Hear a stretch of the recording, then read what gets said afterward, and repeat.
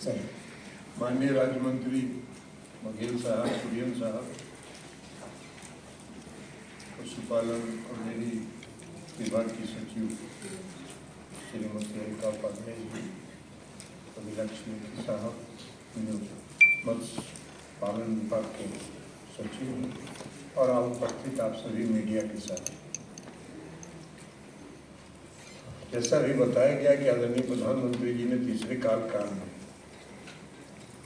का काम शुरू किया और 100 दिन आज पूरा हो रहा है और आज उनका जन्मदिन है। तो उनके जन्मदिन के दिन 100 दिन पूरा हो रहा है। प्रधानमंत्री उन्होंने शुरू की इन विभागों में जो कई योजनाएं शुरू हुई, उसका परिणाम 2022-23 में देखने को मिला। और उन्होंने सबसे पहले शुरू किया ब्लू रिवॉल्यूशन, उसके बाद उन्होंने योजना प्रारंभ किया जो fisheries and aquaculture infrastructure development fund FIDF, फिर प्रधानमंत्री मत्स्य संपदा योजना, और उसके बाद प्रधानमंत्री मत्स्य संपदा योजना का एक सब कंपोनेंट सह योजना करके उन्होंने शुरू किया। और इसका परिणाम ये हुआ, और इस टोटल सभी योजनाओं कार्यक्रमों के कारण, उसी तरह इनलैंड वाटर जो फिशरी है उसमें जो प्रोडक्शन हुआ 2013-14 तक मात्र 61.36 लाख टन का प्रोडक्शन था, जो 22-23 में बढ़कर 131.33 लाख टन हो गई। ये ग्रोथ था 114%, 114% का ग्रोथ हुआ 9 साल में। तो ये उपलब्धि हुई हमारा, उसके कारण जो हमारा प्रोडक्शन बढ़ा, प्रोडक्शन बढ़ने के कारण हमारा एक्सपोर्ट बढ़ता चला गया। अब 2013-14 में जहाँ हम 30,123 करोड़ रुपए का एक्सपोर्ट कर रहे थे, वो हम आके 2022-23 में हमने 60,524 करोड़ रुपए का एक्सपोर्ट किया, जो 100% ग्रोथ है। 13-14 में 30,123 और 9 साल के बाद हमारा एक्सपोर्ट हो गया 60,524 करोड़ रुपया। तो ये ग्रोथ इन कारणों को हुआ। झींगा जो मछली है, उस श्रिम्प जिसको कहते हैं, श्रिम्प का सबसे ज्यादा एक्सपोर्ट, श्रिम्प का शेयर है पूरे एक्सपोर्ट में। और श्रिम्प के प्रोडक्शन में हम आपको बताएं कि 2013-14 में हमारा प्रोडक्शन था 19,368 करोड़ रुपए का मात्र प्रोडक्शन था, जो 23-24 में बढ़कर 40,013 करोड़ रुपए का हमारा प्रोडक्शन हुआ, जो 107% हमारा श्रिम्प के प्रोडक्शन में ग्रोथ हुआ। तो इसलिए ये सारा काम जो किया, वही नहीं किया, जो फिशरी सेक्टर से जुड़े हुए जो लोग थे, मछुआरे थे, उनके सोशल और उनका जो इकोनॉमिकल, सामाजिक और आर्थिक सुरक्षा का भी ध्यान उन्होंने रखा। और सामाजिक सुरक्षा का ध्यान रखा, बीमा का कवर 5 लाख रुपए का कवर है, 5 लाख रुपए की बीमा का उनका है। जो गंभीर रूप से घायल होते हैं उनको 2.5 लाख रुपए का बीमा दिया जाता है, और जो इलाजरत अस्पताल में रहते हैं उनको 25,000 रुपए का योगदान दिया जाता है। तो ये इकोनॉमिकल सिक्योरिटी उन्होंने, आर्थिक सुरक्षा उनको प्रदान की, सामाजिक, और उसके साथ साथ किसान क्रेडिट कार्ड के साथ किसानों को, जो मत्स्य पालन से जुड़े लोग थे, उनको किसान के रूप में किसान क्रेडिट कार्ड के साथ उनको जोड़ा गया। 4.30 लाख किसानों को अब तक 2,687 करोड़ रुपए का किसान क्रेडिट कार्ड से ऋण उनको उपलब्ध हो। तो ये ऋण मिलने से और उनको जो बीमा योजना से उनका थोड़ा सोशल और इकोनॉमिकल बढ़ा। इसके अलावा उस पूरे योजना के कारण इंफ्रास्ट्रक्चर में डेवलपमेंट, ग्रोथ ऐसे नहीं बढ़ा, ग्रोथ बढ़ाने के लिए प्रधानमंत्री जी ने इंफ्रास्ट्रक्चर को डेवलप किया, फिशरीज से जुड़ा हुआ इंफ्रास्ट्रक्चर डेवलप हुआ। 9,532 करोड़ रुपए की लागत से जो आपका फिशिंग हार्बर्स और फिश लैंडिंग सेंटर्स थी उसका मॉडर्नाइजेशन किया, नया निर्माण कराया गया। तो जब फिशिंग हार्बर्स और फिश, तो उससे मछुआरों को मछली उत्पादन में सुविधा। ट्रांसपॉन्डर अभी आप लोगों ने सुना होगा, ट्रांसपॉन्डर अभी पालघर से प्रधानमंत्री जी ने लॉन्च किया, उसका विस्तृत हम चर्चा 100 दिन की उपलब्धि में करेंगे, क्योंकि अभी उन्होंने उसको किया, लेकिन वह पूरा स्वदेशी और ट्रांसपॉन्डर सिस्टम जो लागू किया वो हमारे देश के अंदर का विकसित, और उससे जो किसानों की सुरक्षा, मछुआरों की सुरक्षा का जो उससे मिला है, वो हम अभी 100 डेज के अचीवमेंट में हम आपको बताएंगे, उसके बारे में विस्तार से जारी किया गया है। उसके अलावा 369.80 करोड़ की लागत से हम लोग 3 स्मार्ट फिशिंग हार्बर्स बनाने को हम लोगों ने अप्रूव किया है इस 100 डेज के काम में। ये तीनों बनेगा कहाँ? एक दमन द्वीप में बनेगा, बनकबारा एक जगह है दमन द्वीप में जहाँ बनेगा, गुजरात के कच्छ जिला में जखाऊ एक जगह है वहाँ ये बनेगा, और पोंडीचेरी के कराईकाल में ये एक बनेगा जो स्मार्ट फिशिंग हार्बर्स। तो ये 3 हम लोगों ने अभी स्वीकृत किया है। इसके अलावा उड़ीसा में फिशिंग का बहुत बड़ा योगदान है।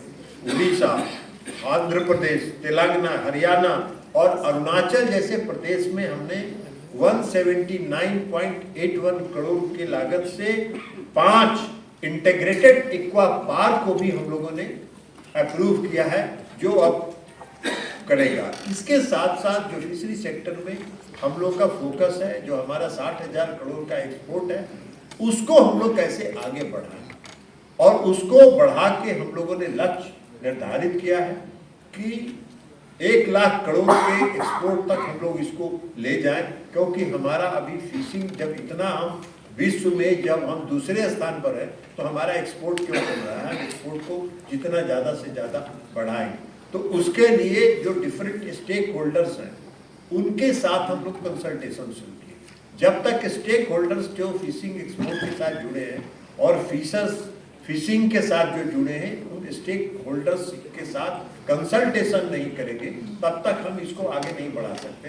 तो वो प्रारंभ हम लोगों ने प्रक्रिया की है। अभी हम लोगों ने विशाखापट्टनम में एक्सपोर्टर्स जो पूरे फिशिंग एक्सपोर्ट्स के साथ जुड़े हैं उनके साथ एक बैठक की है, फिर स्टेट्स के साथ बैठक करेंगे, और उसके अलावा हम लोग यह भी सोच रहे हैं कि अंडमान निकोबार में, लक्षद्वीप जैसी जगह में जहां अभी तक कोई फिशिंग के लिए कोई इंफ्रास्ट्रक्चर डेवलप नहीं हुआ है, उसको हम लोग कैसे डेवलप कर सके।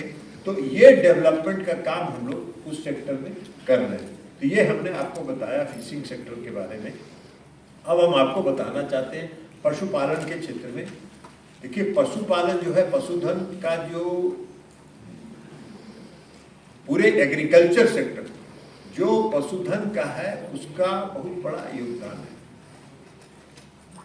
पूरे हम आज मिल्क प्रोडक्शन में आज हम फिशरीज में हम सेकंड है वर्ल्ड में, और मिल्क प्रोडक्शन में हम वर्ल्ड में नंबर 1 पर, पहले स्थान पर, और हमारी जो हिस्सेदारी है 25% हिस्सेदारी है पूरे एग्रीकल्चर सेक्टर में हमारी इसमें।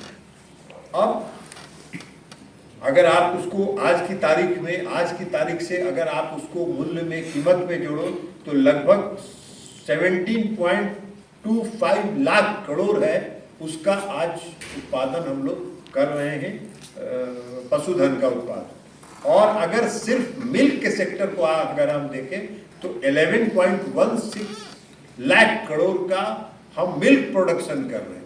हम आज हमारा मिल्क प्रोडक्शन का ग्रोथ 6% पर ईयर है। 6% प्रति वर्ष के दर से हम दूध के उत्पादन को बढ़ाए, जबकि ग्लोबली अगर विश्व में आप देखें तो उसका ग्रोथ है 2%, उनका ग्रोथ है 2%, हमारा ग्रोथ है 6%। तो हम इस रेशियो में आगे बढ़ रहे हैं। तो इसके साथ साथ हमारा जो 9 साल में अगर आप मिल्क प्रोडक्शन को देखेंगे 2013-14, जैसे मैंने फिशिंग में बताया, अगर 13-14 से 23-24 में मिल्क प्रोडक्शन को हम देखें तो हमारा ग्रोथ है 57.62% हमारा ग्रोथ है मिल्क सेक्टर में, मिल्क प्रोडक्शन के सेक्टर में।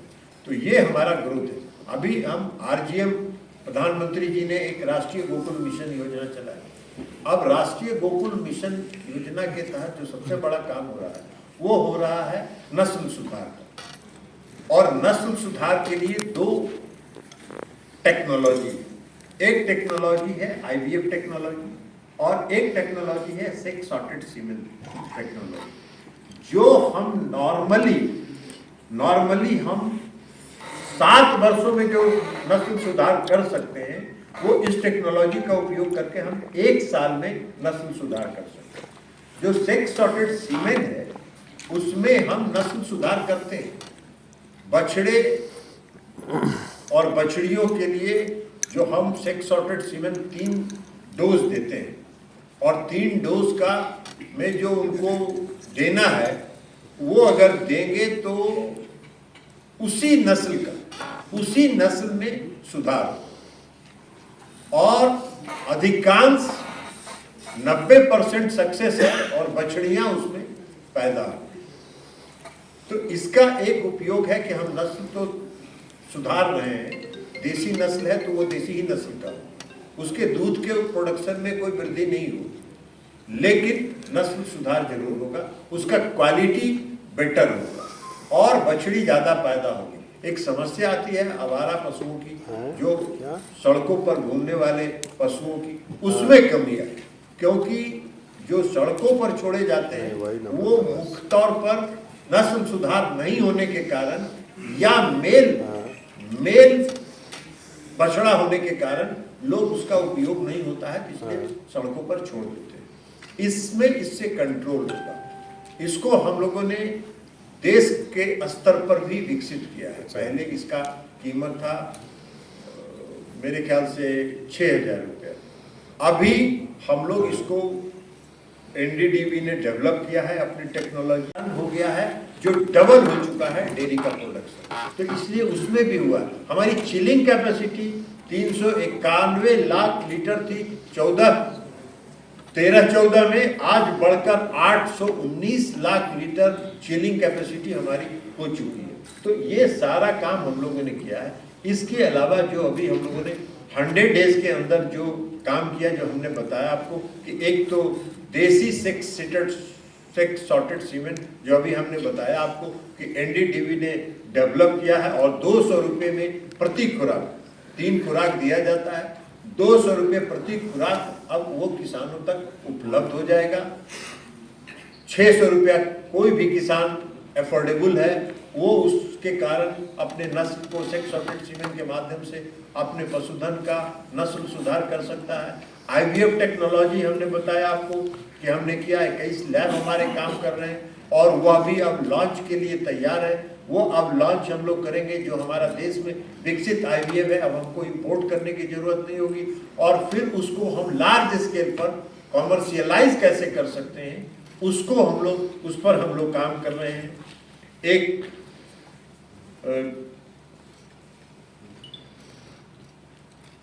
एक जीनोमिक चिप भी हम लोगों ने डेवलप किया है और वो जीनोमिक चिप गो पशुओं के लिए एकीकृत जीनोमिक चिप, गौ चिप और भैंसों के लिए महिष चिप, ये हम लोगों ने विकसित किया है, जिस चिप का हम लोग उपयोग करेंगे। इसके अलावा अक्टूबर 2024 तक 21वीं पशुधन गणना भी हम शुरू कर रहे हैं, सेंसस शुरू कर रहे हैं। उसके लिए जो तैयारी हो सकती है वो सारी तैयारी हो रही है। ट्रेनिंग दिया जा रहा है जगह जगह पर, ताकि हम जो लाइव स्टॉक है उसका सेंसस कर सकें और हम वास्तविक जान सकें कि हमारे देश में कितने लाइव स्टॉक उपलब्ध हैं। 1 लाख लोग इस पूरे सेंसस में रहेंगे और उसमें सिर्फ एक्सपर्ट्स, टेक्नीशियन, डॉक्टर्स और जो एक्सपर्ट्स हैं वही उस सेंसस में लगाए जा रहे हैं।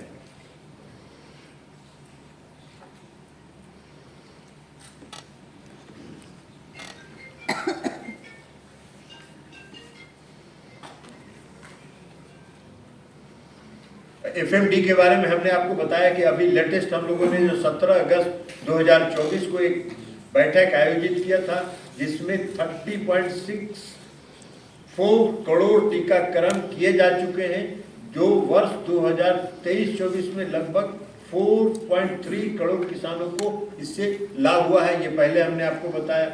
एमबीओ का जो हमने आपको बताया, एमबीओ का जो अभी हमारा 3,727 एमबीओ है, उसमें और भी बढ़ोतरी हम कर रहे हैं। 2,472 उसमें एमबीओ और डाल रहे हैं। कई राज्यों में हम लोग दे रहे हैं, उसमें सभी राज्यों को दिया हमने। तमिलनाडु, लद्दाख, मणिपुर, पौंडीचेरी, बिहार, झारखंड, कई राज्यों को हम लोगों ने इसको देने का काम किया है। इसके अलावा चौधरी बागपत में चौधरी चरण सिंह राष्ट्रीय पशु स्वास्थ्य संस्थान है, उसमें भी सिर्फ बड़ा एक प्रयोगशाला है जो भारत में उपयोग किए जाने वाले पशु चिकित्सक टीकों और निदान का जो क्वालिटी